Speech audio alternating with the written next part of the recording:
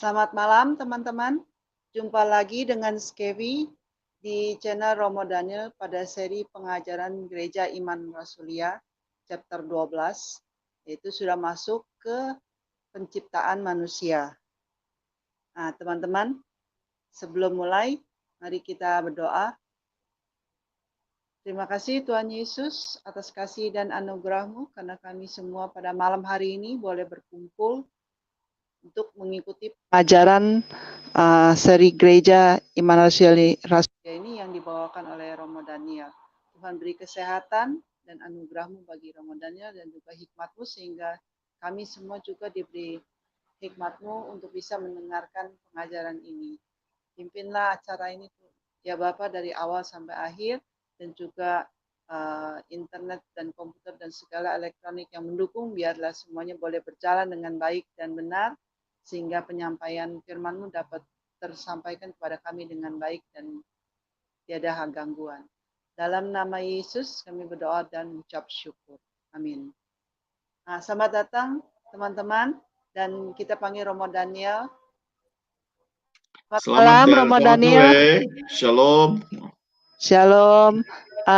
Teman-teman yang dari Bandung, dari Surabaya, dan dari Santero nanti biasanya akan say halo Romo, saya hadir. Banyak dari luar kota yang hadir Romo. Selamat datang, selamat hadir. Iya, teman-teman sebelum teman-teman yang baru datang di channel ini silakan subscribe channel Romo karena kita akan ada setiap hari Rabu untuk pengajaran ini dan juga ada pengajaran-pengajaran Romo yang lain yang ada di channel Romo yang bisa teman-teman lihat. Untuk waktu dan tempat saya kasih ke Romo karena pengajaran kita begitu padat. Silakan Romo. Terima kasih, selamat sore saudara-saudara sekalian. Malam ini kita akan lanjutkan yaitu mengenai ciptaan. Kita telah berbicara tentang ciptaan yang tidak kelihatan, yaitu malaikat dan munculnya iblis dan roh jahat. Nah, sekarang kita akan berbicara tentang makhluk yang kelihatan. Dari pengakuan iman Petrus 1 kan, aku percaya pada satu Allah Sang Bapa yang Maha Kuasa, pencipta langit dan bumi dan segala sesuatu yang kelihatan dan yang tidak kelihatan. Yang kita bicarakan dulu kemarin adalah yang tidak kelihatan dulu, sekarang yang kelihatan. Dan ini kita akan berbicara tentang penciptaan manusia. Oh iya, saya umumkan saya yang bukunya nggak ada di saya. Saya ada buku yang terbaru yang berbicara tentang tertunggal, tapi judulnya adalah Satu Allah. Jadi kalau buku ini ada banyak perbandingan-perbandingan dan beberapa pemahaman yang keliru. Jadi kalau saudara ingin mengetahui tentang ajaran tentang keesaan Allah dan tertunggal itu, saudara bisa membeli di toko buku. Ada buku Skevi ada ya alamatnya Ibu, ya, alamat Bu Era atau di situ tentang Satu Allah itu. Halo? Iya Romo. Saya memberitahu pada saudara-saudara kalau tertarik untuk membeli buku saya yang baru Satu Allah itu. Oh iya. Boleh di deskripsi sudah ada toko buku yang menyediakan buku Romo. Oke, iya. Oke deh. Terima kasih. Ya. Kali ini kita akan berbicara tentang penciptaan manusia. Jadi kemarin ketika kita berbicara tentang tertunggal, kita melihat bagaimana Allah itu di dalam dirinya itu adalah Bapa mengasihi firman-Nya melalui rohnya.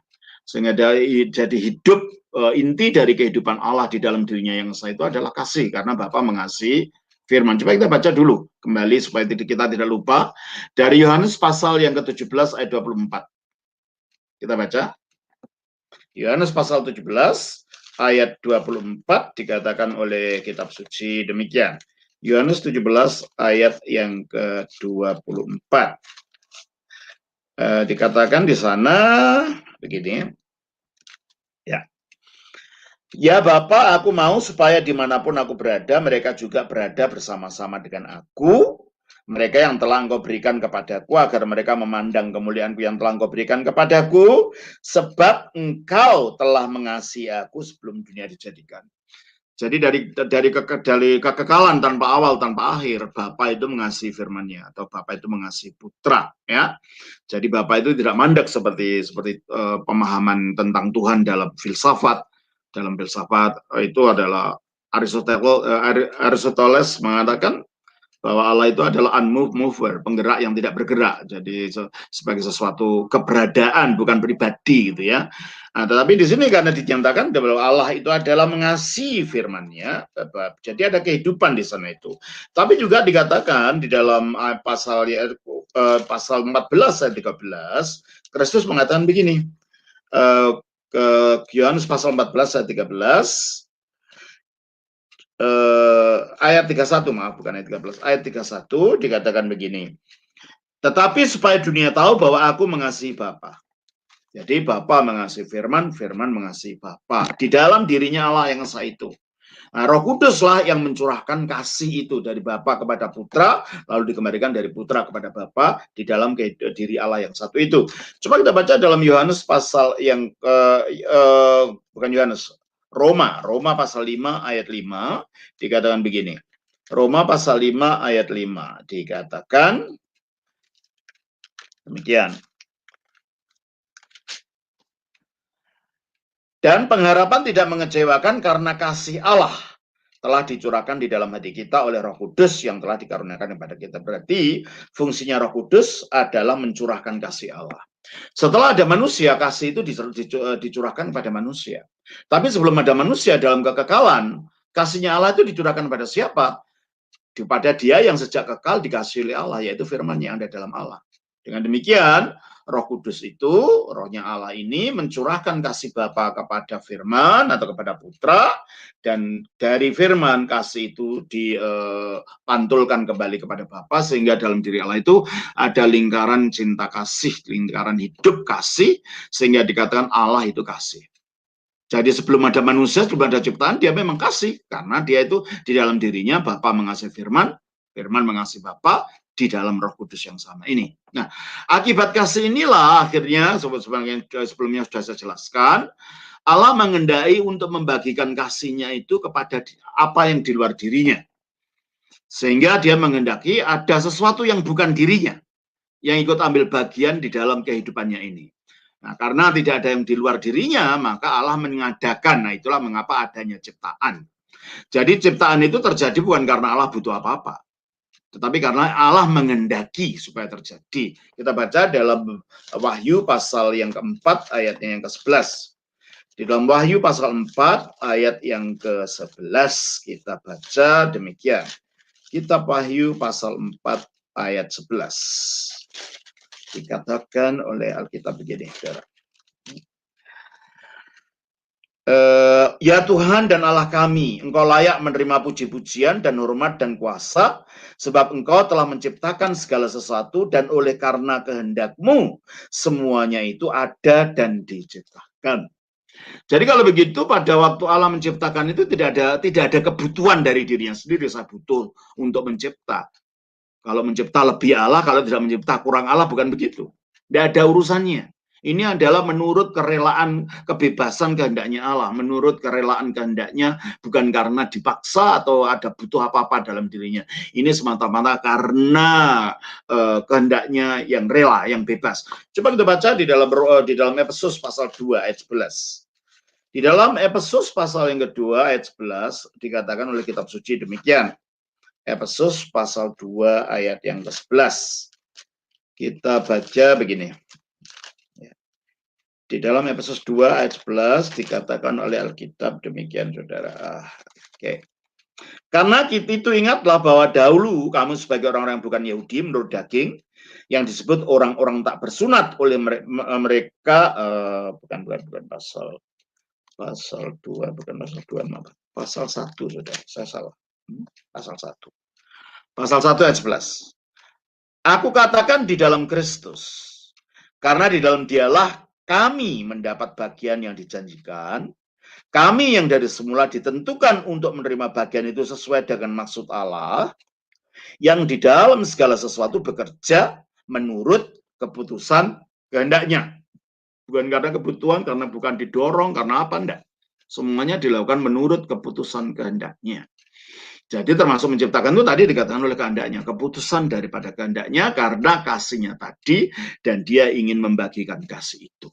Nah, oleh karena itu akhirnya dia menciptakan malaikat pertama, karena malaikat itu yang lebih dekat di dalam keberadaannya dengan Allah, yaitu apa? Sebagai roh. Tetapi Allah bukan hanya menciptakan malaikat, akhirnya menciptakan manusia, dan manusia itu akhirnya menjadi puncak dari ciptaan jasmani. Karena itu diciptakan hari ke-6, hari terakhir, hari dari ciptaan. Hari ke-7 hari istirahat, toh. Tetapi hari 6 itu ada hari penciptaan manusia, menjadi puncak dari segala ciptaan. Oleh karena itu manusia itu adalah puncak dari ciptaan yang jasmani ini. Namun demikian, manusia bukan hanya merupakan wujud ciptaan yang jasmani. Karena ketika dijadikan, kita baca di dalam Kejadian 2 ayat 7, kita baca demikian. Ya, sebenarnya ada banyak pemahaman yang dalam, tapi mungkin waktunya nggak ada, jadi saya secara garis besar saja ini ya. Ketika itulah Tuhan Allah membentuk manusia itu dari debu tanah. Jadi bukan berarti Allah itu membuat dari tanah liat, membuat seperti boneka gitu ya, orang-orangan terbuat dari tanah, bukan. Ini artinya bahwa di dalam diri jasmani manusia itu ada hal yang mirip dengan apa yang ada dalam tanah ini, dalam alam ini. Kalau dalam tanah itu ada zat besi, kita punya zat besi dalam diri kita. Dalam tanah itu ada zat kapur, kita juga punya zat kapur dalam diri kita. Dalam tanah itu ada panas, kita juga punya suhu, dan seterusnya, dan seterusnya. Yang artinya bahwa kita ini dalam kejasmanian kita itu merupakan kodrat yang sama dengan alam ciptaan ini. Nah, dan karena manusia diciptakan dari debu atau debu tanah, pada dasarnya manusia itu tidak punya kehidupan pada dirinya kalau hanya debu itu saja. Karena tanah itu tidak punya debu, tidak punya kehidupan, tidak punya kesadaran, juga sifatnya gelap, tidak ada terang di dalam dirinya. Jadi kalau manusia hanya dari debu saja, dari tanah saja, maka dia lebih menuju ke arah kepada kematian, tidak ada kehidupan. Oleh karena itu dikatakan di dalam ayat 7, ketika itulah Tuhan Allah membentuk manusia itu dari debu tanah dan mengembuskan nafas hidup, nesamahayah dalam bahasa Ibraninya. Jadi nesamahaya itulah yang merupakan energi ilahi langsung dari Allah yang dihembuskan kepada manusia. Inilah menjadi prinsip hidup dalam manusia, itulah menjadi rohnya manusia. Dan setelah nesamahaya ini dihembuskan pada debu, dikatakan demikianlah manusia itu menjadi makhluk yang hidup. Kata makhluk yang hidup ini bahasa aslinya nefes saya, artinya jiwa yang hidup. Jadi munculnya jiwa ini adalah akibat roh itu. Jadi nesama tadi dihembuskan pada tubuh jasmani itu, dan dari situ roh ini memancarkan dirinya melalui tubuh, membentuklah jiwa. Jadi kalau gitu, roh itu intinya jiwa, jiwa itu kulitnya roh. Dan jiwa itu akhirnya mengekspresikan dirinya melalui tubuh. Makanya kalau kita lagi senang, kelihatan tubuh wajah kita ini, dari wajah kita gembira, susah, kita marah juga kelihatan dari wajah, dari tubuh ini. Karena roh itu adalah perangkat batin manusia yang membuat manusia itu sadar akan adanya pencipta. Makanya hanya manusia yang punya agama, binatang enggak. Karena binatang tidak diciptakan dari rohnya. Nesamahaya ini, binatang enggak punya roh. Kalau kita pulang, kita punya anjing atau punya kucing, tanya, kamu udah dibaptis, tidak mungkin akan menjawab. Kamu agamamu apa? Tidak mungkin akan menjawab, karena memang tidak punya kesadaran gitu loh. Tidak ada punya kesadaran tentang ilahi. Dia hanya mempunyai roh kehidupan yang umum yang dimiliki oleh makhluk-makhluk yang lain, tapi bukan roh pribadi seperti yang dimiliki oleh manusia. Dan roh ini dihembuskan oleh Allah, dihembuskan oleh Allah pada manusia, dan dari situ roh ini memancarkan dirinya menjadi jiwanya manusia, menghidupi tubuhnya manusia dan menyatakan dirinya kepada jiwa, sehingga jiwa itu adalah perangkat batin manusia yang membuat manusia menyadari lingkungannya secara horizontal.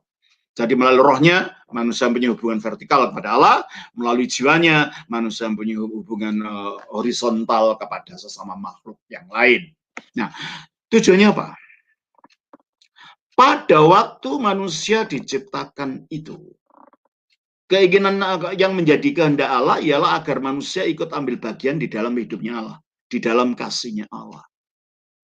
Oleh karena itu manusia diciptakan menurut gambar dan rupa Allah, dalam pengertian manusia itu mempunyai sifat dan kodrat yang memantulkan sifat-sifatnya Allah. Dengan tujuan pada akhirnya manusia ambil bagian di dalam kodrat ilahi itu sendiri menjadi mulia seperti Allah. Itulah tujuan kita diciptakan.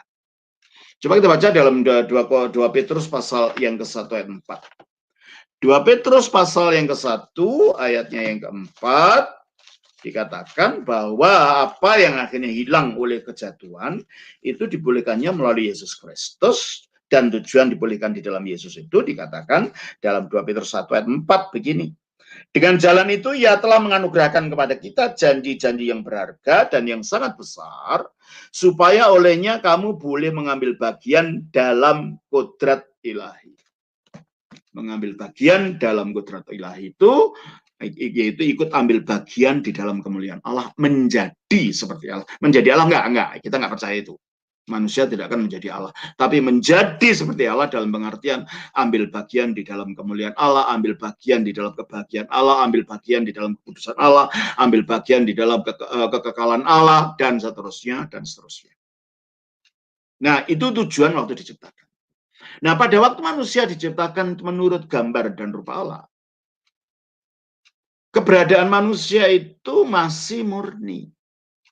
Sehingga apapun yang dilakukan karena sebagai gambar Allah yang belum mengalami kerusakan, apapun yang dilakukan itu mencerminkan sifat-sifat Allah dalam dirinya.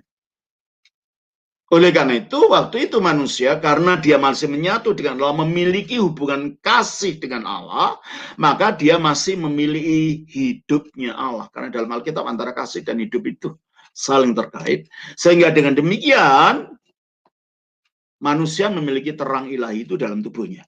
Coba kita baca di dalam hidup itu ada, dalam hidupnya Allah itu ada terang itu, dalam terang itu ada hidup itu gitu ya. Dan itu dikarenakan ada hubungan kasih dengan Allah. Kita baca di dalam Yohanes 1 ayat yang keempat. Dalam dia ada hidup, dan hidup itu adalah terang manusia. Jadi kelihatan antara hidup dan terang jadi satu di situ. Demikian juga kita baca di dalam 1 Yohanes pasal 2. Kita baca ayatnya 10. 1 Yohanes. Barang siapa mengasihi saudaranya, ia tetap berada dalam terang. Jadi kasih, terang, hidup itu saling kait-mengkait. Ketika manusia masih utuh, belum mengalami kejatuhan, berarti dalam dirinya mempunyai hubungan kasih yang sedemikian dengan Allah, sehingga dalam diri manusia itu tidak ada fokus kepada yang lain kecuali pada Allah. Sehingga kehidupan Allah ada pada manusia pada waktu itu, sehingga kemuliaannya ada. Jadi tujuan dari kemuliaan itu nantinya ialah supaya manusia melalui ketaatan akan bisa menyatu kepada Allah melalui firman-Nya, melalui anaknya itu.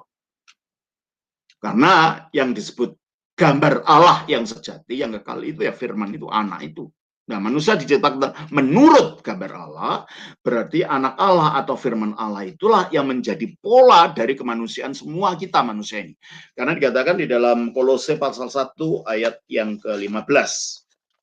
Kolose pasal yang ke-1 ayatnya yang ke-15 dikatakan demikian oleh kitab suci. Ya. Kolose pasal 1 ayatnya 15. Kita baca begini. Ya.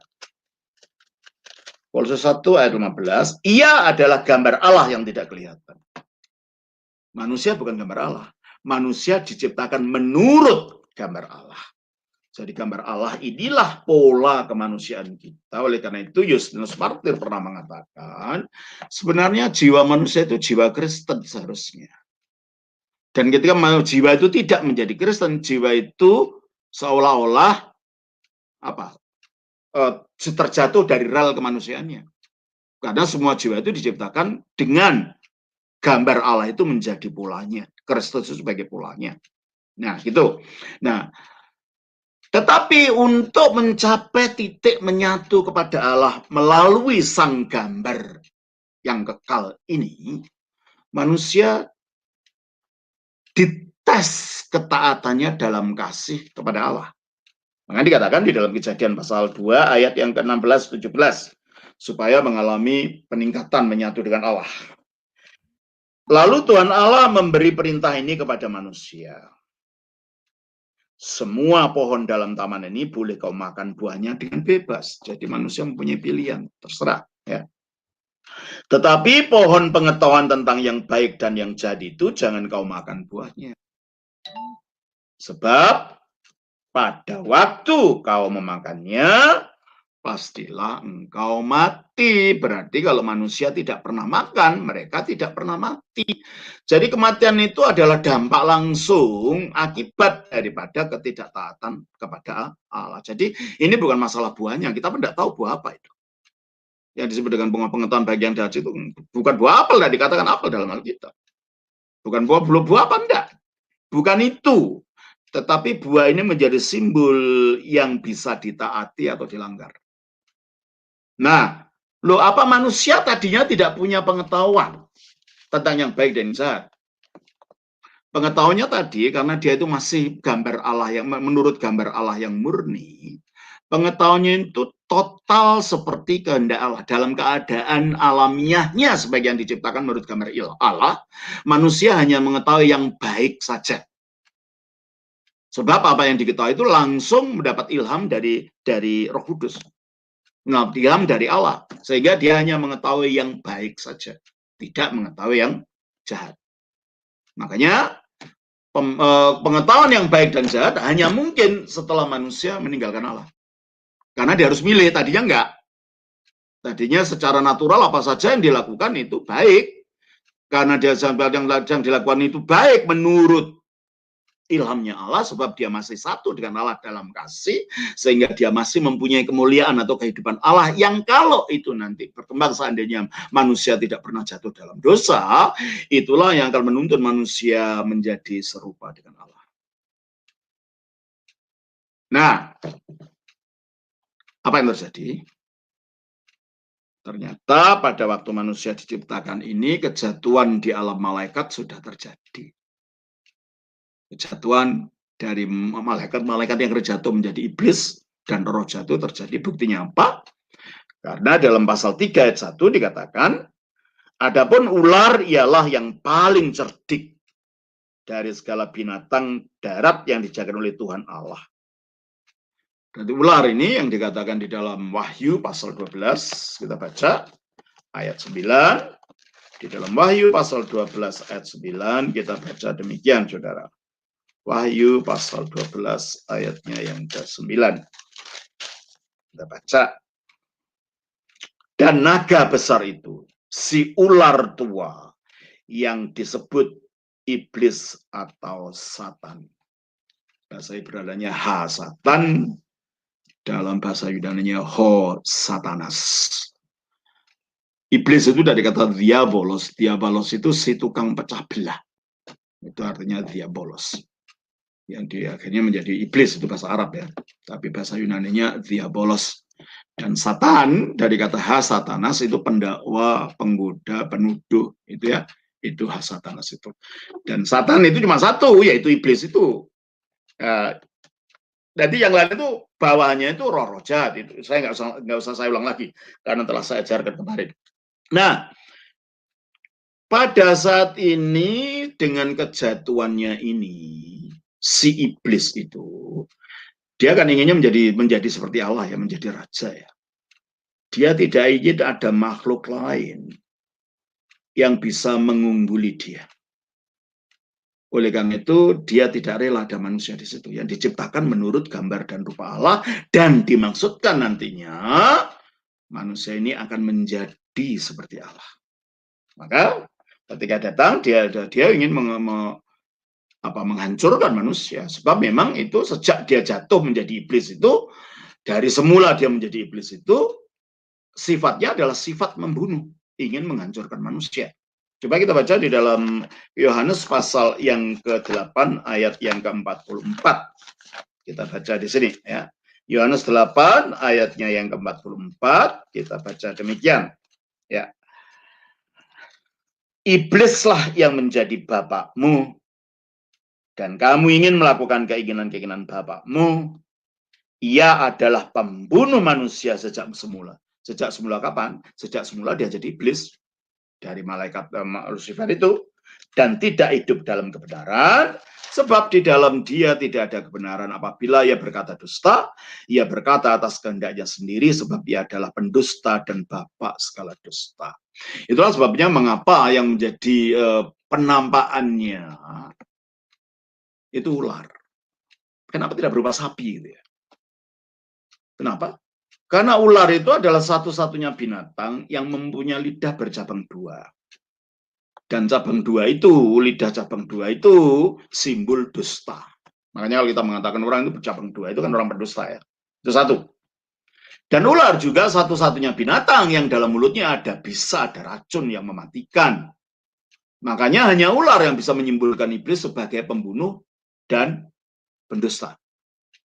Karena racun yang ada di dalam mulutnya dan lidah bercabang yang ada di dalam mulutnya. Sapi tidak bisa jadi seperti itu, atau anjing atau ayam tidak bisa.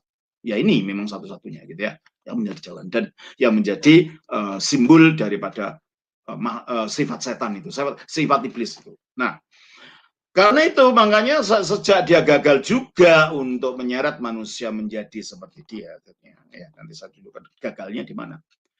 Dia menjadi setru dan musuhnya manusia dan ingin tetap menghancurkan manusia. Coba kita baca dalam 1 Petrus pasal 5 ayat 8. Di dalam 1 Petrus 5 ayatnya yang ke-8 dikatakan oleh kitab suci begini. 1 Petrus pasal 5 ayatnya yang ke-8. Kita baca begini, Saudara. 1 Petrus pasal 5 ayatnya yang ke-8 kita baca begini.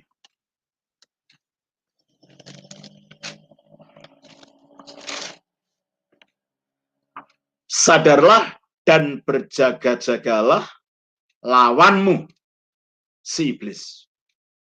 Jadi iblis itu menjadi lawan manusia gitu. Dengan antek-anteknya yang sudah kita bicarakan kemarin, ada bawaan-bawaannya roh-roh yang lebih rendah dari dirinya ya. Ya. Sadarlah dan berjaga-jagalah lawanmu, si iblis. Berjalan keliling sama seperti singa yang mengaum-ngaum dan mencari orang yang dapat ditelannya. Dia ingin menelan, dia ingin membunuh. Oleh karena itu dia datang ke Taman Eden ini dengan tujuan untuk menggagalkan tujuan Adam diciptakan ini. Tujuan manusia diciptakan ini. Ya. Terus kita baca. Ular itu berkata kepada perempuan, kenapa perempuan yang didekati? Perempuan itu adalah merupakan simbol dari jiwa manusia. Mengapa? Sebagaimana jiwa itu keluarnya dari pancaran rohnya manusia. Demikianlah perempuan itu gambar Allah, tapi secara tidak langsung. Gambar Allah karena dia menyinarkan laki-laki. Coba kita baca di dalam 1 Korintus pasal 11. 1 Korintus pasal yang ke-11, ayatnya yang ke-7. Sebab laki-laki tidak perlu menudungi kepalanya, ia menyinarkan gambaran dan kemuliaan Allah. Ya, waktu manusia diciptakan perempuan kan belum ada. Dan waktu dihembusi oleh nafas, perempuan belum ada, hanya laki-laki. Maka dia menjadi gambarnya Allah, menurut gambar Allah, itu langsung, ya, langsung tanpa mediasi. Tanpa perantaraan ya. Maka dikatakan ia menyinarkan gambaran dan kemuliaan Allah. Tetapi perempuan menyinarkan kemuliaan laki-laki. Kenapa? Bukan saja itu gambaran dari jiwa yang menyinarkan kemuliaan roh, tapi secara fisik juga. Karena manusia laki-laki perempuan diciptakan dari rusuknya Adam. Keluar dari Adam. Jadi Adam itu sumbernya, laki-laki itu sumbernya dari perempuan. Makanya kalau dalam bahasa Ibrani laki-laki disebut ish, perempuan disebut isha. Nah, kalau kita paralelkan dengan bahasa Indonesia, laki ish, isha laki wati. Kan bahasa Indonesia nggak ada kata-kata seperti itu. Yang menunjukkan memang kemanusiaannya sama, tetapi di dalam menjadi gambaran Allah itu secara langsung laki-laki, maka laki-laki itu kepalanya perempuan, ya. Dan perempuan ini yang sebagai gambar simbol dari jiwanya manusia, sebagaimana jiwa itu seperti saya katakan itu lebih arahnya ke horizontal. Maka perempuan memang lebih tertarik hal-hal yang ada alam di sekitarnya. Gampang tertarik dengan itu. Ya, makanya kalau perempuan itu ya harus pakai hiasan yang indah-indah. Laki-laki kan enggak. Laki-laki pakai gitu jadi lucu gitu kan. Ya, kalau perempuan memang gitu kan, itu sifatnya gitu ya. Terkait dengan alam di sekitarnya, keindahan alam di sekitarnya. Makanya ini yang didekati. Karena bisa dibujuk dengan kata-kata rayu yang indah-indah. Ya, maka perempuan yang didekati. Maka dikatakan ular itu berkata kepada perempuan itu, tentulah Allah berfirman, semua pohon dalam taman ini jangan kau makan buahnya, bukan? Apa yang ditaburkan di dalam pikiran perempuan ini? Keraguan. Pertama, ditaburkan rasa ragu-ragu terhadap kebenaran Allah. Ditaburkan ragu-ragu terhadap kasihnya Allah di dalam memberitahu jangan makan. Tujuannya apa sih? Jangan mati, itu kan maksudnya. Berarti itu kan kasih. Jadi di sini si iblis ini ingin memisahkan manusia dari kasih Allah. Sebab kalau iblis ini manusia terpisah dari kasih Allah, dia kehilangan hidup itu. Dan akhirnya dia mati. Ya. Makanya diberikan keraguan dulu ya. Lalu saat perempuan itu kepada ular itu, buah-buahan pohon dalam taman ini boleh kami makan. Ya, karena dia mendengar ya. Mendengarkan suara ini sehingga terjadi conversation, terjadi pembahasan, diskusi, sehingga akhirnya dia diseret lebih jauh kepada penipuan yang akan dilakukan oleh si iblis ini kepada dirinya. Ya toh? Buah pohon-pohon dalam taman ini boleh kami makan. Tetapi tentang buah pohon yang ada di tengah taman, Allah berfirman, jangan kamu makan ataupun raba buah itu nanti kamu mati. Nah, kesempatan, ada lubang. Karena si perempuan rela membuka diri untuk melakukan diskusi dengan si iblis ini, si penipu, si pendusta ini. Ya, apa? Tetapi ular itu berkata kepada perempuan itu, sekali-kali kamu tidak akan mati. Berarti apa? Allah itu bohong. Ngomong gitu tuh bohong, kamu tidak akan mati enggak? Nah, ini kurang ajar makhluk satu ini.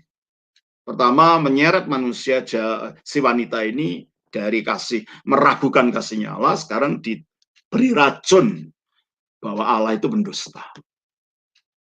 Mulai keraguan itu makin mendalam, loh masa aku percaya yang dusta. Nah, sehingga dengan demikian makin ikatan batin dengan kasihnya Allah ini makin ditarik keluar ya. Terus sekali kamu tidak akan mati, tetapi Allah mengetahui bahwa pada waktu kamu memakannya matamu akan terbuka dan kamu akan menjadi seperti Allah. Artinya Allah itu loh iri sama kamu, cemburu sama kamu, dengki sama kamu. Sebab kalau kamu makan ini, kamu jadi seperti dia. Jadi di sini benih dosa ditanamkan di dalam pikiran si wanita ini. Meragukan sifat Allah, akhirnya meragukan karakter Allah, meragukan kebenaran Allah. Dengan demikian akhirnya terputus dari rasa cinta kepada Allah, kasihnya akan Allah hilang dalam dirinya. Apa yang terjadi? Tak tahu tentang yang baik dan yang jahat, sudah saya jelaskan tadi. Artinya apa? Mengetahui tentang yang baik dan jahat. Tadinya taunya baik saja. Karena sumbernya dari pengilhaman Allah, karena masih satu dengan Allah. Sekarang tidak. Dia kalau mau berbuat baik atau bersalah harus berpikir dulu. Karena apa? Sekarang tidak ada pengilhaman itu lagi, itu putus. Berarti manusia menjadi independen pada dirinya sendiri, memutuskan ketetapan-ketetapan moral menaruh dirinya sendiri, jadi menjadi Allah pada dirinya sendiri. Tanpa Allah. Jadi menjadi kayak setan gitu loh. Menjadi kayak iblis itu. Nah itu yang pertama. Yang kedua, Dengan dikatakan kamu akan menjadi seperti Allah. Menjadi seperti Allah tanpa Allah, artinya menjadi independen, menjadi saingannya Allah, itu artinya. Ini bukan menjadi seperti Allah, ini malah membawa kebinasaan karena tanpa Allah. Padahal Allah pada waktu menciptakan manusia menurut gambar dan rupanya, terkandung di dalam ciptaan itu adalah bahwa manusia nanti akan menjadi seperti Allah dalam kemuliaan. Berarti Allah sudah menjanjikan itu, tetapi manusia dibohongin oleh iblis. Kamu menjadi seperti Allah tanpa Allah. Berarti si Hawa ini membuang cinta kasih Allah yang begitu luar biasa, yang menyiapkan penciptaan dia untuk menjadi mulia seperti Allah, dengan mendengarkan suara setan yang akhirnya membuang cinta kasih akan Allah, sehingga bukan kehidupan yang didapatkan, tapi kebinasaan. Nah, terus ayat yang ke-6.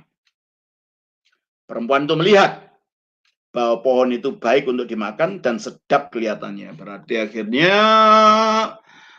setelah rohnya mengalami keterputusan cinta dengan Allah, sudah mulai mati itu. Karena sudah tidak ada kasihnya Allah di situ. Kematiannya roh ya beda dengan kematiannya tubuh, tapi sudah mengalami mati, terputus dari hidupnya Allah. Karena sudah saya katakan tadi, kasih, terang, dan hidup. Itu saling terkait dalam kitab suci.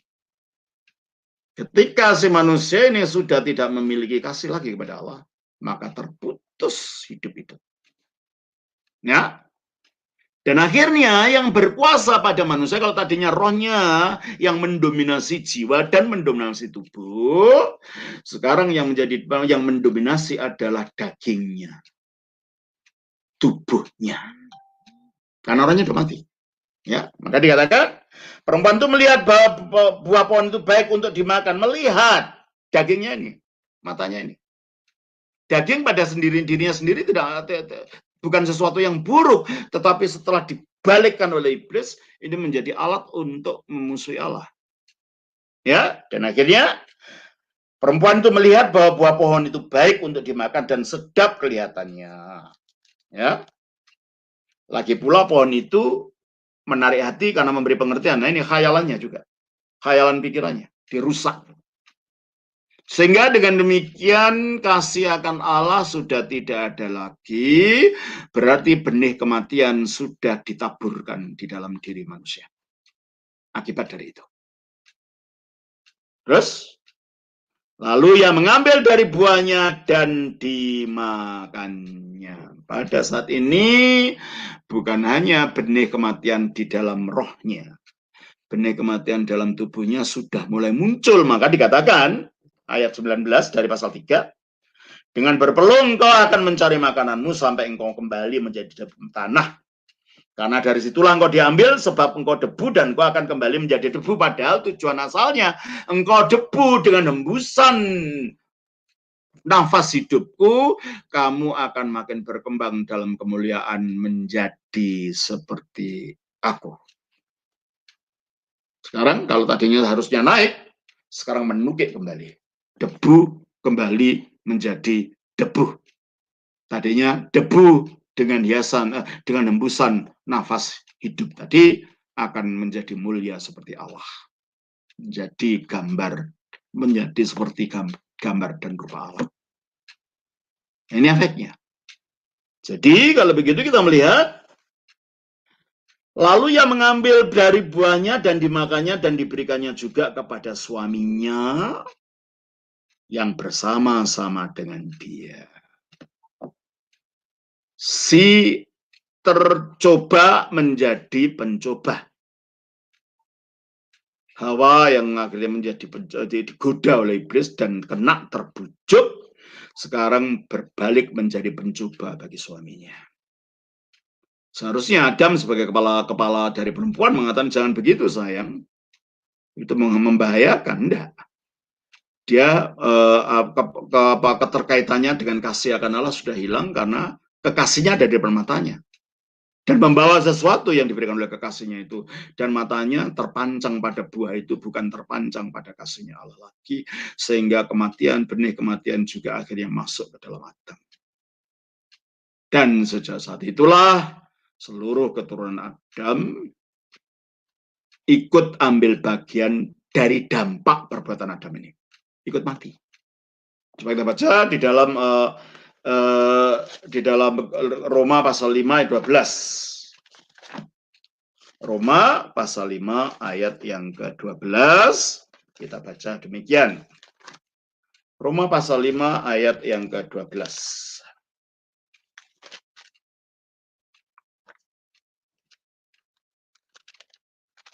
Ya. Sebab itu sama seperti dosa telah masuk ke dalam dunia oleh satu orang. Dosa itu bisa pelanggaran, tapi makna yang lebih dalam. Dosa itu dari kata hamartia. Hamartia itu adalah istilah yang digunakan di zaman purba di daerah sana, daerah Yunani sana, untuk berbicara mengenai olahraga panahan. Jadi kalau ada orang mau manah, kalau ada sasaran ya, kalau panahnya itu ujung panahnya tepat mengenai sasaran, itu yang diinginkan.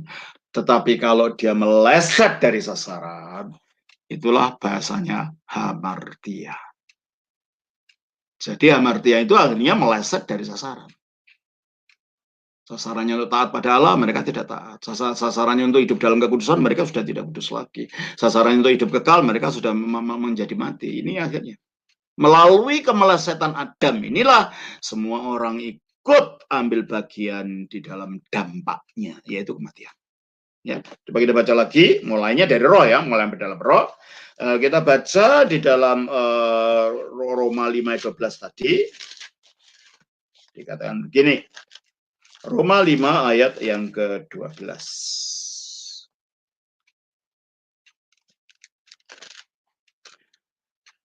Sebab itu sama seperti dosa telah masuk ke dalam dunia oleh satu orang, dan oleh dosa itu juga maut, maksudnya oleh dosa itu juga masuknya maut itu. Jadi kalau nggak ada maut dosa, nggak ada kematian gitu loh. Jadi kematian itu bukan diciptakan oleh Allah. Allah ingin menciptakan itu untuk hidup kekal kok. Jangan kamu makan, sebab pada waktu makan kamu akan mati. Berarti kalau mereka tidak makan, ya akan mati. Hidup kekal. Allah yang hidup tidak akan menciptakan manusia yang mati. Dia inginnya manusia juga hidup kekal bersama dia. Jadi kematian itu adalah benalu yang ada dalam diri manusia. Tapi karena terlalu lama tinggalnya, sejak ada manusia jatuh, kita taunya kalau manusia ya mati. Gitu. Jadi kita pikir itu sesuatu natural. Tapi dari kacamata ilahi, dari kacamata rencana Allah, kematian itu bukan sesuatu yang natural dan bukan takdir bagi manusia. Kematian itu terjadi akibat hamartia tadi, akibat kemelesetan tadi, akibat manusia terputus dari kasih Allah.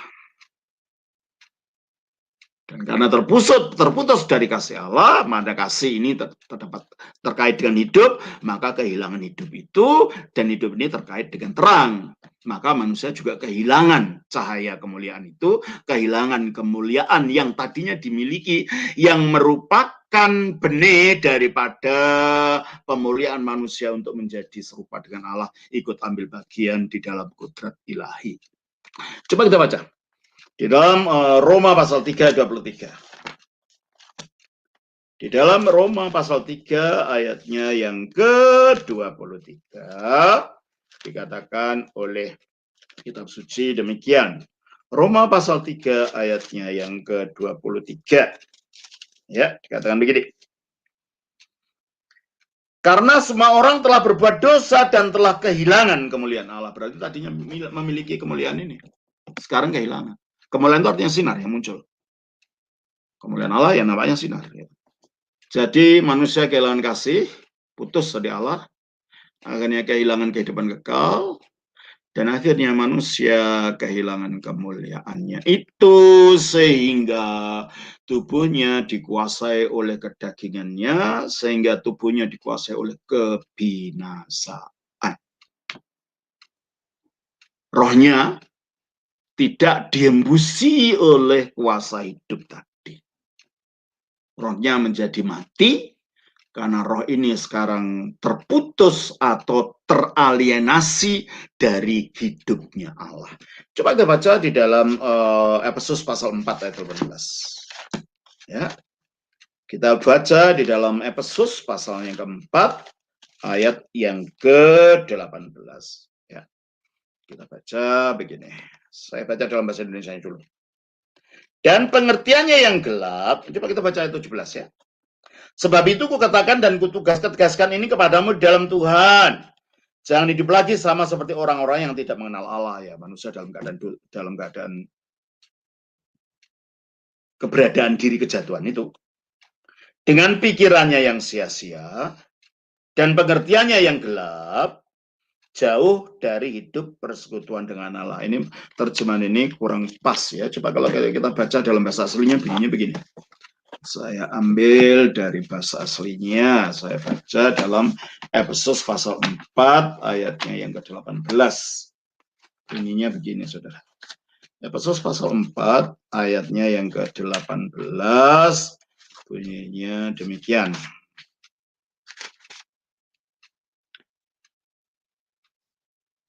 Jadi maaf ini saya harus lari-lari karena saya harus kompres ini ajaran ini ya. Sebenarnya panjang dalam, tapi saya kompres saja ajaran ini. Kita baca Efesus pasal 4 ayat yang ke-18 bunyinya begini ya. Ina mana tadi ya? 4, maaf saya salah baca. 4 ayat 11, 18. Oke, dikatakan begini. Eskotomeni ti diania ondes. Dengan anganannya tergelapkan. Ya. Terus apilotriomeni tizois tuteu. Dan terputus, terasing, terpisah dari tizois, kehidupan tuteu Allah. Dari hidupnya Allah. Jadi bukan jauh dari persekutuan dengan Allah, bukan itu artinya. Terputus dari hidupnya Allah. Sehingga rohnya manusia ini tidak mempunyai hidup ilahi itu lagi. Padahal roh itulah yang harus mensuplai kehidupan ke dalam tubuh. Kalau dia masih memiliki terkait dengan hidup ilahi tadi, maka yang disalurkan kepada tubuh adalah kehidupan ilahi itu sehingga tubuhnya ikut dimuliakan. Tetapi sekarang tidak punya itu lagi. Dan karena dia sendiri mati, roh itu tidak bisa mensuplai tubuh dengan kehidupan itu, lama-lama tubuh jadi kering, jadi tua, jadi mati. Yang mati bukan rohnya saja, tubuhnya ikut mati. Akibat rohnya sudah mengalami kematian. Nah itu ya. Nah itulah sebabnya mengapa ada kematian secara fisik. Nah, kematian secara roh ini bukan artinya rohnya tidak bisa berbuat apa-apa. Artinya, gambarannya bensin gitu loh ya. Bensin itu tiba-tiba hilang daya bakarnya. Wujudnya cair seperti air masih ada, tapi daya bakarnya tidak ada. Itulah roh kita itu. Roh itu tetap ada, tapi tidak mempunyai daya kehidupan ilahi yang dapat disalurkan ke dalam tubuh. Maka dikatakan roh kita ini mati. Sehingga tidak bisa memberikan kehidupan pada tubuh. Dan akhirnya, karena roh ini mati yang seharusnya yang mendominasi manusia itu melalui rohnya ke dalam jiwanya, dan melalui jiwanya mendominasi tubuh, sehingga melalui ketaatan roh kepada jiwa kepada roh, dan tubuh kepada jiwa, maka tubuh ini akan dirembesi oleh daya roh. Tubuhnya bukan menjadi tubuh yang berhawa nafsu, tetapi tubuh yang dikuduskan. Sekarang terbalik. Kalau tadinya rohnya yang harus berkuasa pada tubuh, akibat kejatuhan dan akibat kematian secara roh ini, tubuhnya yang berkuasa di dalam roh, sehingga tubuh ini memunculkan sifat-sifat daging yang bermusuhan dengan Allah. Apa itu sifat-sifat daging? Kita baca dalam Galatia 5 ayat yang ke-19 ya. Kita baca dalam Galatia 5 ayat yang ke-19, dikatakan oleh kitab suci demikian. Galatia pasal 5 ayat yang ke-19 dikatakan, perbuatan daging telah nyata, yaitu percabulan, kecemaran, hawa nafsu, penyembahan berhala, sihir, perseteruan, perselisihan, iri hati, amarah, kepentingan diri sendiri, percitraan roh pemecah, kedengkian, kemabuan, pesta pora, dan sebagainya. Terhadap semuanya itu keperingatan kamu seperti yang telah kubuat dulu, bahwa barang siapa melakukan hal-hal yang demikian, ia tidak akan mendapat bagian dalam kerajaan Allah. Ya tentu saja rohnya mati, gimana masuk dalam kerajaan Allah? Dan wujud dari rohnya mati, dagingnya yang berkuasa. Dan wujud daging yang berkuasa itu hawa nafsu itu yang berkuasa. Makanya kalau kita sebagai orang Kristen, lalu hidup kita dikuasai hawa nafsu, hati-hati. Barangkali kita belum bertobat. Barangkali yang berkuasa masih daging kita. Oleh karena itu daging ini harus dimatikan gitu loh. Nah inilah sulitnya menjadi hidup orang Kristen.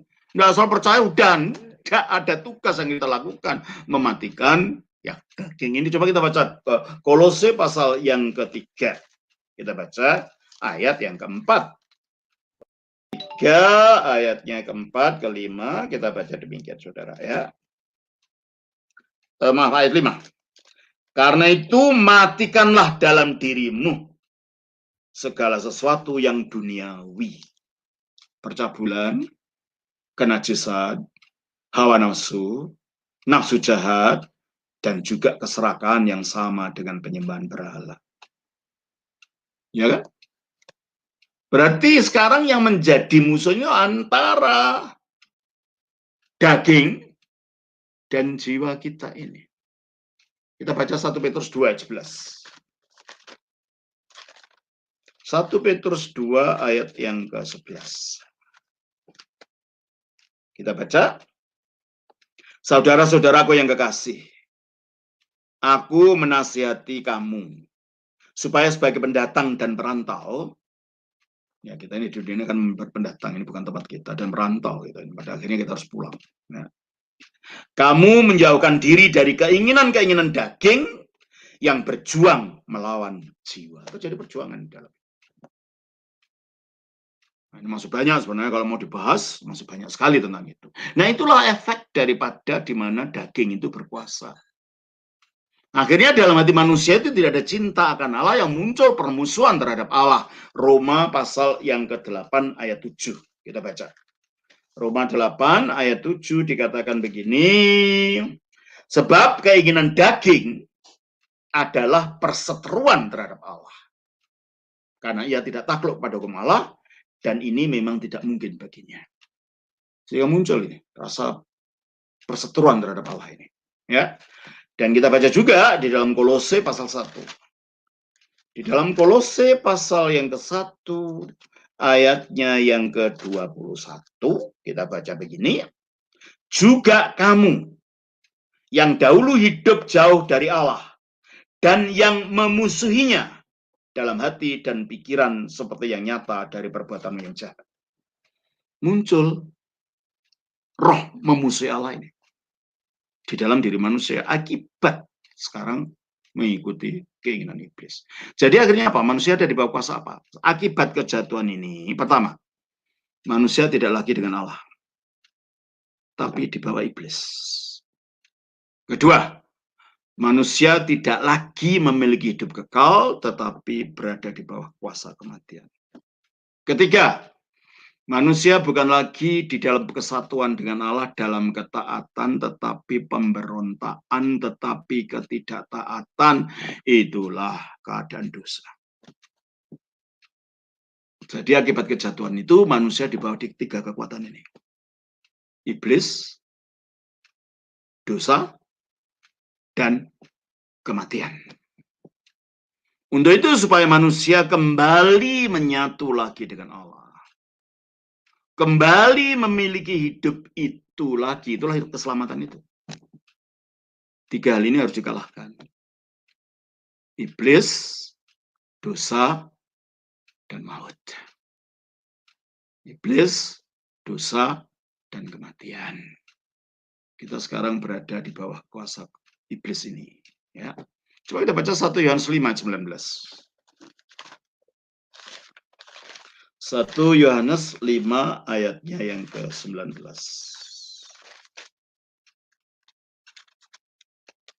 Ya. Dikatakan begini. Kita tahu bahwa kita berasal dari Allah dan seluruh dunia berada di bawah kuasa si jahat. Dan ini yang menguasai manusia, kan? Manusia yang belum dalam Kristus. Manusia yang dalam keadaan kejatuhan itu. Makanya ada 3 hal ini yang menjadi musuhnya manusia sekarang. Kita baca di dalam Efesus pasal 2 ayat 1 dan 2 ya. Efesus pasal 2 ayat 1 dan 2 dikatakan oleh kitab suci begini. Ya.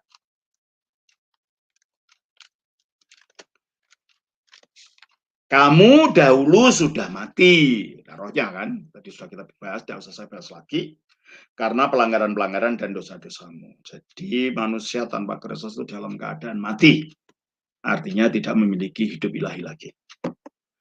Kamu hidup di dalamnya, karena kamu mengikuti jalan dunia ini. Sistem moral dunia yang dilandaskan pada kecongkakan dan perlawanan serta ketidaktaatan pada Allah. Itulah dunia itu.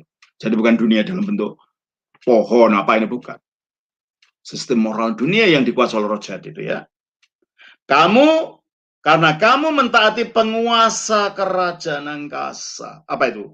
Yaitu roh yang sekarang sedang bekerja di antara orang-orang durhaka. Di bawah kekuatan-kekuatan inilah keberadaan manusia sekarang sesudah kejatuhan, mati secara roh dan akhirnya mati dengan tubuhnya sekalian, kehilangan hidup kekal, akhirnya itu ya, akhirnya di bawah kuasa iblis sehingga mengikuti kehendak iblis karena si penguasa kerajaan angkasa itu bekerja di antara orang durhaka. Jadi kalau kita berbuat durhaka, ya ini yang mendorong ini gitu loh. Oleh karena itu salah satu nama dari iblis itu adalah Beelzebul. Coba kita baca dari Matius 12. Kita baca dari Matius pasal yang ke-12, ayatnya yang ke-24.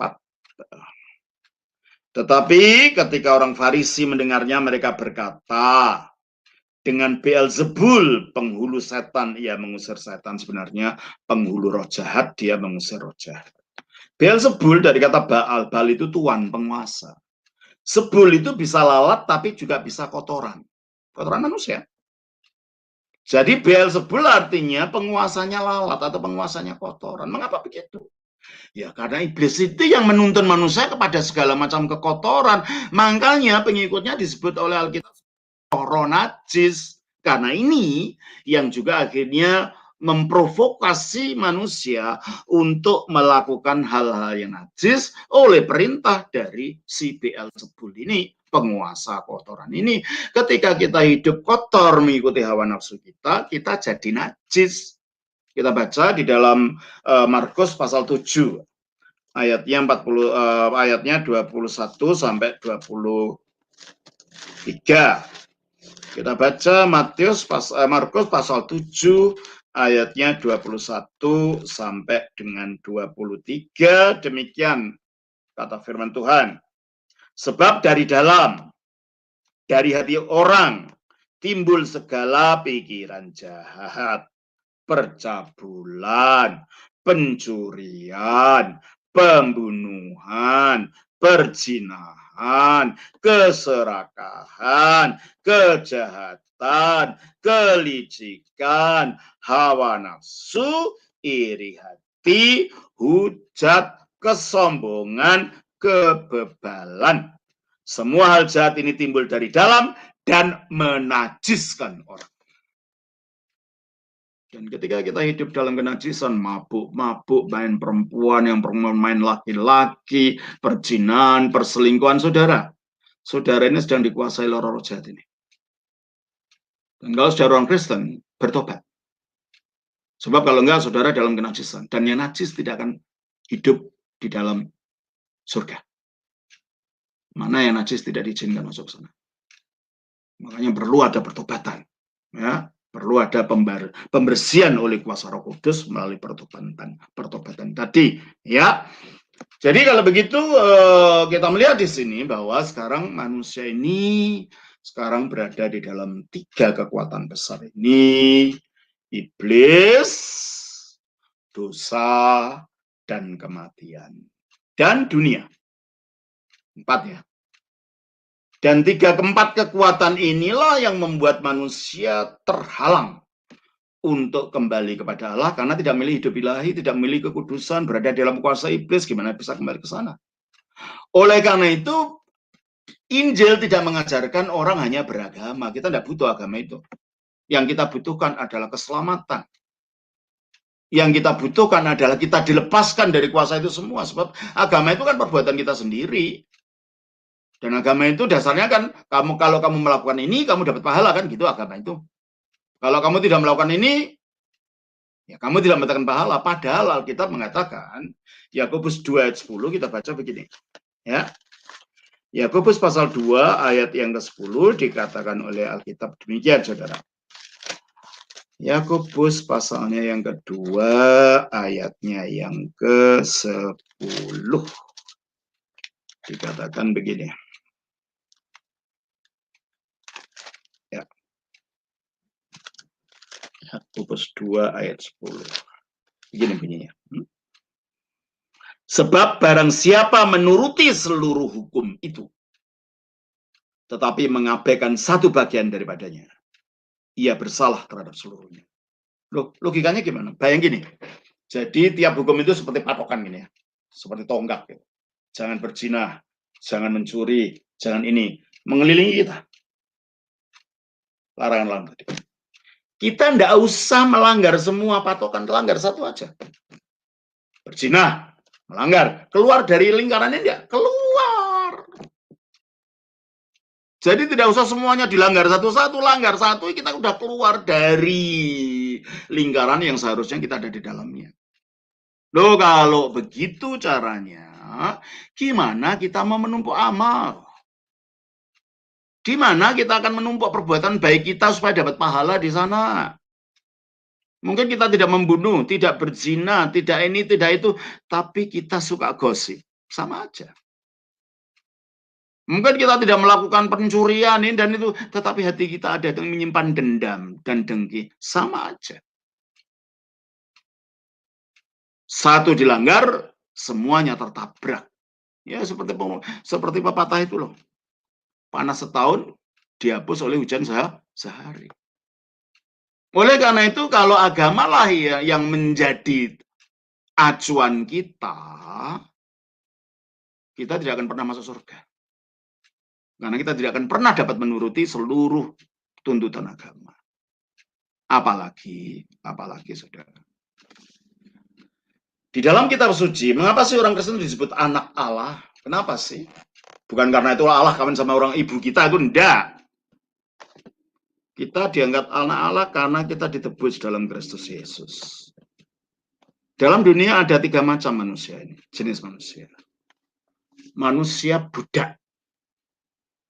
Budak itu dia bekerja keras bukan karena apa-apa, sebab kalau tidak bekerja dia akan dipukuli tuannya gitu loh. Itu budak. Nah, manusia yang bekerja berbuat baik ini ya karena takut masuk neraka, itu mentalnya mental budak gitu loh. Yang kedua, mentalnya mental bedinde, pembantu ya, mental pembantu. Dia kerja keras supaya apa? Dapat gaji gitu kan. Nah, kalau kita berbuat baik, melakukan perbuatan baik itu supaya mendapat gaji, wujudnya surga, pahala. Kita ini tahu banyak dari bedinde. Kita ini tahu banyak seperti pembantu yang ingin bayaran. Nah, kita tidak disebut hamba. Budak tidak. Kita disebut anak. Anak itu melakukan dalam rumah tangga orang tuanya bukan karena ingin dibayar atau bukan karena takut dipukul. Apalagi kalau anak yang rajin. Dia melakukan itu karena kasihan sama orang tuanya. Dia berbuat baik karena kasih kepada ibunya, kasih kepada orang tuanya, mamanya, ya. Karena itu. Nah, kita disebutkan Allah supaya mental kita mental seperti anak gitu loh.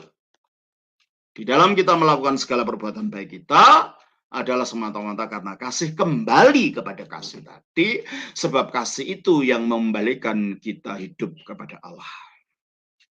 Putus dari kasih, maka tidak ada hidup-hidup. Nah, saya kira saudara itulah yang dapat saya sampaikan malam ini. Jadi diingat, mengapa kita butuh keselamatan? Karena kita berada di bawah kuasa iblis, sehingga kita tidak lagi di bawah kuasa Allah. Kedua, kita berada di bawah kuasa dosa, sehingga tak lagi ada kekudusan, padahal Allah itu kudus, tidak mungkin kita sampai ke sana. Kita berada dalam kuasa kematian, Allah itu Allah yang hidup, yang mati, roh yang mati, kalau kembali ke sana tidak akan bisa kembali kepada Allah yang hidup. Maka tiga hal ini harus disingkirkan terlebih dahulu untuk kita dapat dikembalikan kepada posisi semula ketika kita diciptakan. Oleh karena itu bukan agama yang menolong. Ajaran Injil, makanya di dalam Injil tidak ada kata-kata agama itu. Ada terjemahannya bahasa Indonesia, tapi aslinya bukan begitu. Yang disebut agama dalam itu ada macam-macam kata bahasa Yunani yang diterjemahkan sebagai agama, tapi Injilnya sendiri tidak mengenal itu. Bahkan dalam bahasa Yunani sekarang yang modern, kata agama thriskia itu bukan diambil dari kata agama itu sendiri. Thriskia itu suatu perbuatan. Coba kita baca di dalam Yakobus 1 ayat 27. Coba kita baca. Yakobus pasal 1 ayat yang ke-27. Kita baca begini. Ibadah yang murni dan yang tak bercacat di hadapan Allah Bapa kita ialah mengunjungi yatim piatu dan janda-janda dalam kesusahan mereka dan menjaga supaya dirinya sendiri tidak dicemarkan oleh dunia. Coba saya lihat kata ibadah itu ya, di dalam bahasa aslinya. Yang terjemahan ibadah itu apa? Yakobus 1 ayat 27. Ya.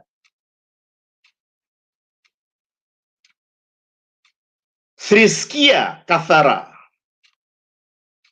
Ternyata itu Thriskia itu. Dan terjemahan bahasa Inggris, religion that is pure. Ternyata cuma agama. Jadi ternyata agama itu bukan sistem kepercayaan.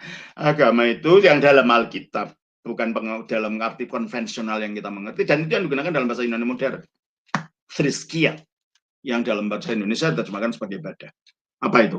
Mengunjungi orang miskin, anak yatim piatu, janda-janda gitu kan. Ternyata lebih kepada praktek moral dan praktek sosial. Bukan dalam bentuk pengertian agama yang kita mengerti sekarang. Jadi Alkitab memang tidak punya kata itu.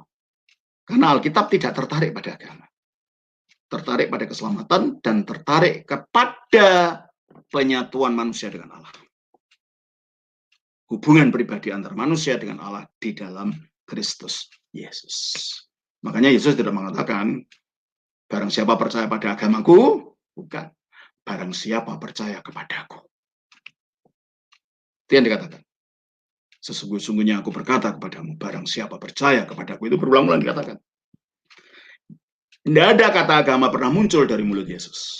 Dan tidak ada kata agama pernah muncul dari kitab suci itu sendiri. Sebab bukan itu yang dibutuhkan manusia. Yang dibutuhkan manusia adalah kembali kepada kehidupan ilahi tadi. Dan itulah keselamatan. Jadi bukan sekedar masuk surga, enggak ya. Kembali kepada Allah. Mengambil bagian dalam hidup ilahi. Ya saudara, saya kira itulah yang dapat saya sampaikan malam ini. Nanti kita lanjutkan minggu depan mengenai bagaimana kalau gitu mendapatkan keselamatan itu. Sekarang kita tahu manusia itu ternyata manusia dalam keadaan itu sekarang gitu ya. Nah itu kalau gitu bagaimana mendapatkannya itu. Nah itu akan kita bicarakan hari Rabu depan. Terima kasih Bu Skevi. Saya kembalikan kepada Bu Skevi. Ya, terima kasih Romo atas pengajarannya malam ini. Nah Romo, selama tadi menyimak Romo, saya juga membaca komen nih Romo. Ada satu yang menarik perhatian saya, dan ini mungkin perlu pencerahan lebih dari Romo nih. Saya share dulu ya, mungkin bisa Ya, kita lihat ya Romo ya. ya. Ini dari Tasap Samada. Gara-gara makan buah, Adam dihukum. Di sini sifat dasar sifat Allah bisa diketahui. Jelas Yesus itu bukan Allah, Allah yang tegas, Allah yang benar tegas. Lalu dia membalas komen, ada yang komen dengan perkataan dia, dan dia komen lagi Romo. Dia Ah, tulisnya gini, Lucky Hendrawati, sebetulnya Allah kita sama, Allahnya Yesus, Allah kita juga. Yesus hanya punya satu Tuhan, yaitu Allah kita. Dan dia terus ketawa. Nah, ini mungkin perlu pengarahan nih Romo. Pak Tasap ini bagaimana nih Romo? yang pertanyaan saya sudah saya jelaskan. Ini bukan buahnya aja kita nggak tahu kok. Jadi ada yang dihubungkan bukan karena gara-gara makan buah. Gara-gara memutuskan cintakannya Allah. Tujuan Allah itu kan untuk menjadikan dia mulia seperti dirinya. Dan Adam memutuskan itu lebih tertarik kepada apa yang ditawarkan istrinya. Yang itu merupakan simbol daripada kelembagaan daripada larangan itu. Jadi buahnya kita nggak tahu. Jadi jangan itu yang menjadi poinnya. Poinnya adalah pesan moralnya apa gitu. Ini adalah bahwa Adam ini tidak taat kepada Allah. Hawa ini tidak taat kepada Allah. Hawa ini memutuskan hubungan cinta kasihnya dengan Allah. Itu loh yang menjadi masalah. Berarti orang ini tidak bisa nggak mengerti apa yang saya omong tadi. Jelas ya? Iya, iya. Mungkin Pak Tasap nanti sama Pak Tasap Samada mesti lihat film pengajaran Romo dari awal lagi, siapakah itu, dan mungkin nextnya kita akan bahas tentang Yesus ya Romo ya. Kalau dikatakan sifatnya Allah, sifat kudus. Ketika manusia melanggar dan tidak taat pada dia, berarti dia melanggar kekudusan Allah gitu. Jadi bukan masalah buahnya, ada bukan itu masalah. Masalahnya adalah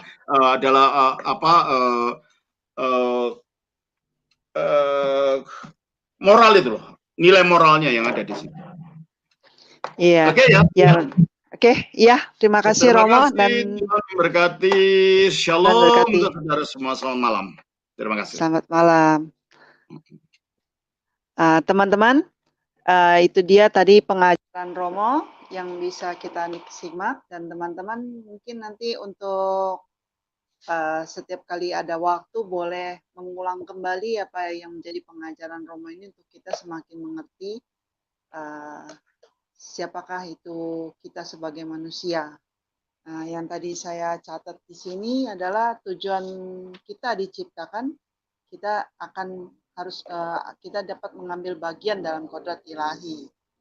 Ya, serupa dan gambar dan serupa dengan Allah itu ya kasih, terang, dan hidup, saling berkaitan.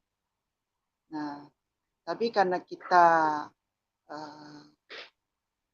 kenapa ular menjadi simbol, kenapa tidak sapi atau yang lain-lain? Karena di dalam ular itu adalah sebagai simbol yang melambangkan satu, karena di dalam ular itu satu-satunya binatang yang punya lidah bercabang. Itu simbol dari dusta. Yang kedua adalah satu-satunya binatang yang ada bisa di mulutnya yang mematikan. Jadi jadi ular itulah yang menjadi lambang, dipilih untuk menjadi lambang kenapa kita bisa dibohongi dan jatuh dalam kematian. Lalu kita kenapa yang perempuan yang dihampiri, karena perempuan itu simbol sebagai jiwanya manusia. Jadi kita ini manusia ya yang paling yang dipilih iblis untuk mempunyai yang ditanamkan keraguan-raguan untuk bisa kita jadi mati dan kehilangan kasih Allah. Kita jadi jauh dan kita menjadi Allah, seperti Allah tapi independen, Allah sendiri. Bukan Allah bergantung pada Allah, bukan hidup di dalam Allah yang kekal. Ya, begitu teman-teman. Mungkin ini yang bisa saya rangkum. Intinya kita berada di bawah kuasa iblis, dosa dan kematian.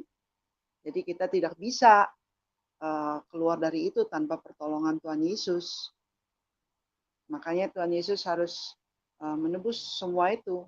Jadi kita hanya bisa sampai pada Allah, satu, beriman pada Tuhan Yesus. Demikian yang bisa kita sampaikan, teman. Nah, teman-teman, untuk teman-teman yang mau mengikuti kelas khusus ini, kita ada 2 kelas, yaitu kelas setiap hari Rabu adalah kelas pengajaran Romo, ini free, dan ada kelas khusus, yaitu kelas ini karena kita basic pengajaran ini dari buku Aku Percaya, karya Romo. Nah, kita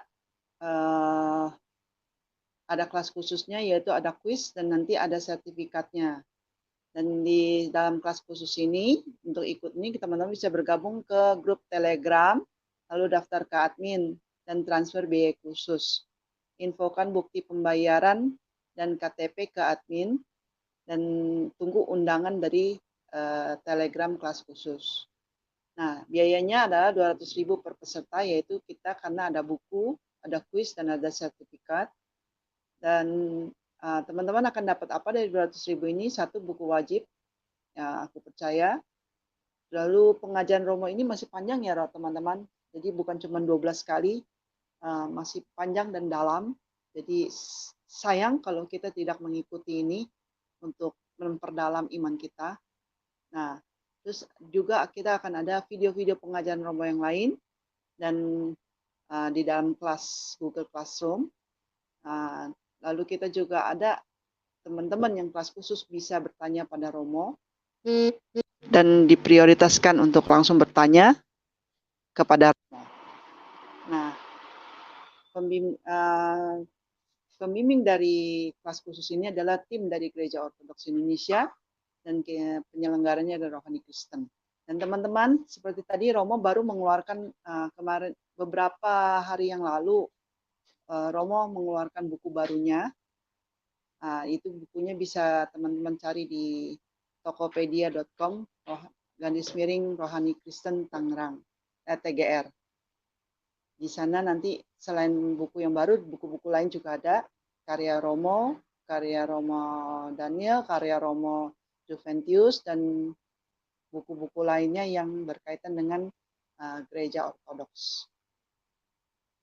Sekian teman-teman, terima kasih atas perhatiannya. Jangan lupa bergabung di grup Telegram t.me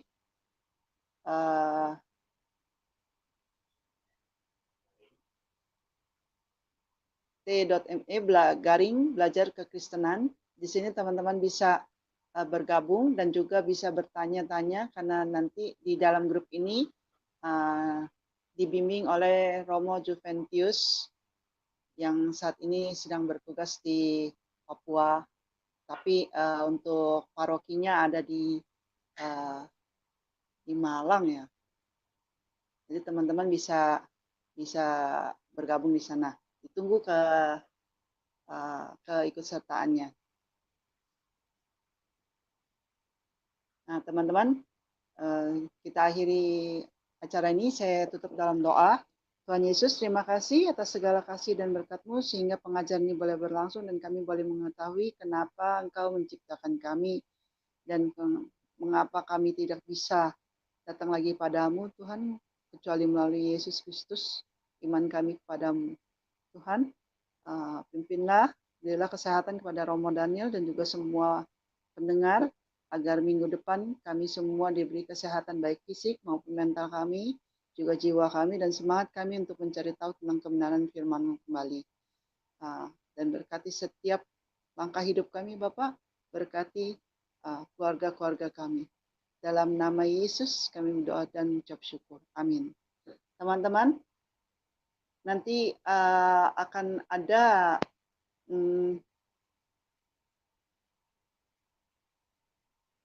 info di akhir ini adalah info tentang paroki-paroki tempat gereja Ortodoks di seluruh Indonesia. Ya, teman-teman yang perlu beribadah langsung dan bisa menghubungi, bisa melihat di info ini dan bisa menghubungi Romo yang bertugas di sana. Dan juga jangan lupa subscribe channel Romo Daniel, juga channel Rohani Kristen yang di dalamnya teman-teman bisa banyak mendapatkan info. Selamat malam, terima kasih, Tuhan Yesus memberkati. Thank you. God bless you, all of you, and I hope everything is okay with all of you. God bless you. Thank you.